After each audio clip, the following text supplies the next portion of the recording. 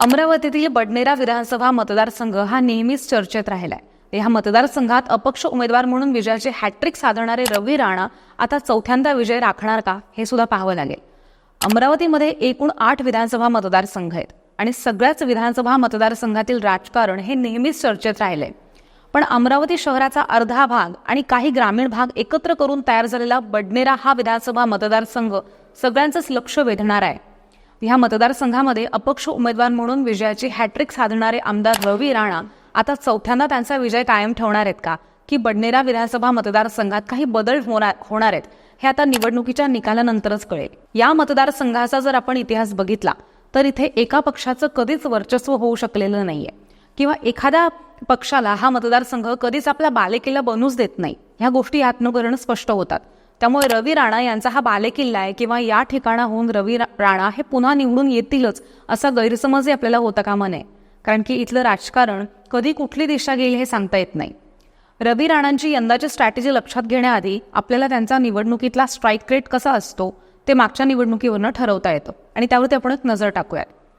अमरावतीच्या विद्यमान आमदार असलेल्या सुलभा खोडके आणि राष्ट्रवादी काँग्रेसचे प्रदेश सरचिटणीस असणारे त्यांचे पती संजय खोडके हे अतिशय तगड्या नेत्यांना आणि त्यांच्या बलाढ्य समर्थकांनी बडनेरा विधानसभा मतदारसंघात रवी राणांच्या समोर हात टेकलेले होते.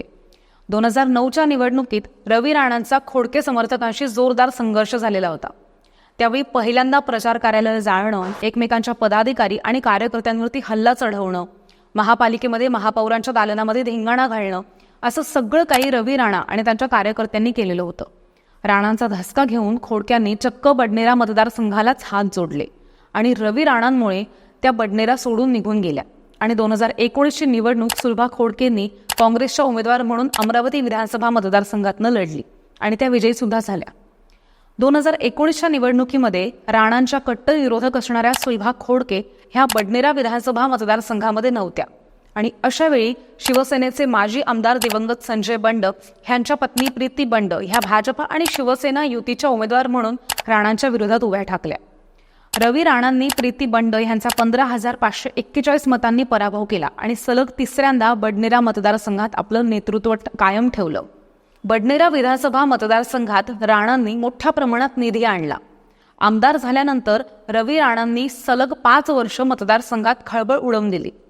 मतदारसंघात प्रत्येक दिवाळीला आमदार रवी राणांनी किराणा सामान आणून प्रत्येकाच्या घरी पोहोचवण्याचा एक वेगळा अभिनव उपक्रम त्या ठिकाणी राबवला.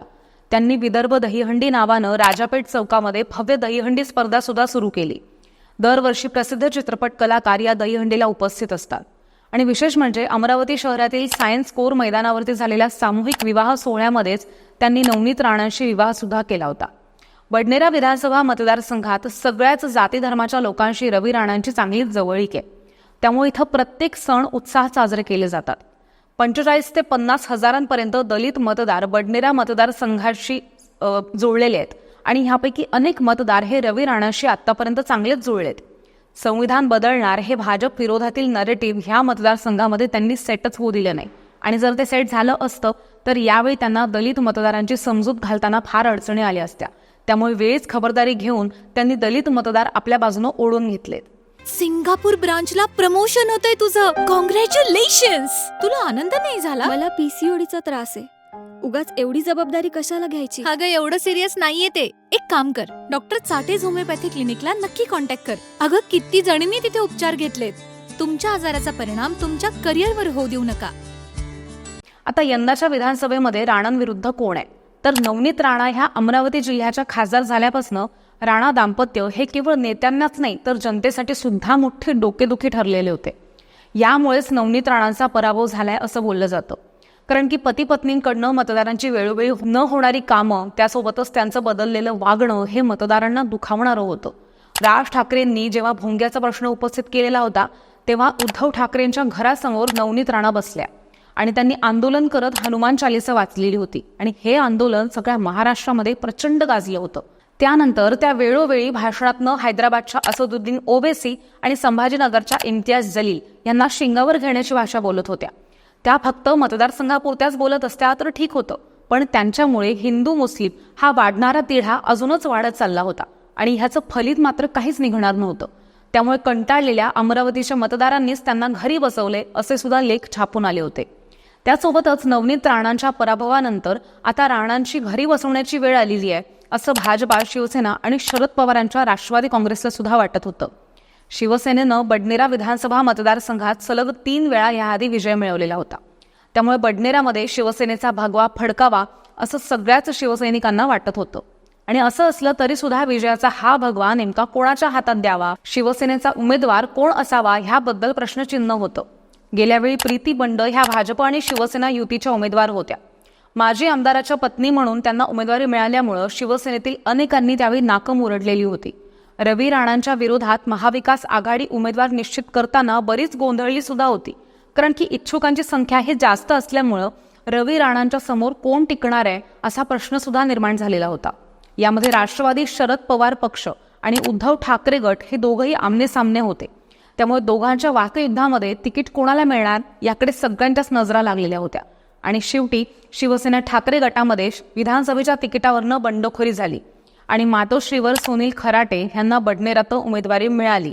त्याचवेळी प्रीती बंड यांनी अपक्ष निवडणूक लढवण्याचा निर्णय सुद्धा घेतलाय. शिवसेना ठाकरे गटाकडनं बडनेरा विधानसभेत प्रीती बंड यांना उमेदवारी मिळणार हे निश्चित मानलं जात होतं. पण ऐनवेळी जिल्हाप्रमुख सुनील खराटे यांना उमेदवारी दिली गेली. त्यामुळे बंड समर्थक नाराज झाले आणि त्याचमुळे कार्यकर्त्यांच्या बैठकीनंतर प्रीती बंड यांनी आपण काहीही झालं तरी बडनेरा विधानसभा निवडणूक लढवणारच असा निर्धार केलाय. त्यामुळे महाविकास आघाडीची ताकद निवडणुकीला उभं राहण्याच्या आधीच कमी झालेली आता दिसतीये. तर रवी राणांनी अपक्ष म्हणून अर्ज दाखल केलाय तरी सुद्धा स्वतःचा महायुतीचा उमेदवार म्हणूनच ते प्रचार करताना दिसत आहेत. आता महायुतीचे उमेदवार म्हणून एकनाथ शिंदे किंवा फडणवीस त्यांच्या प्रचार सभेमध्ये उपस्थिती लावतील का, त्यांना महायुतीचं बळ मिळेल का, किंवा शरद पवारांचे वार त्या मतदारसंघामध्ये फिरणार आहेत का, हे सुद्धा पाहणं महत्त्वाचं ठरणार आहे. रवी राणांचा पराभव शक्य नसला तरी सुद्धा शरद पवार पक्षासाठी तो अशक्य सुद्धा नाहीये. कारण की मतदार जर का विरोधामध्ये गेले तर मात्र राजाचा रंक झालेला आपण पाहिलाय. ही माहिती तुम्हाला कशी वाटली आहे कमेंट करून नक्की सांगा. पाहत राहा सत्य पे सत्ता.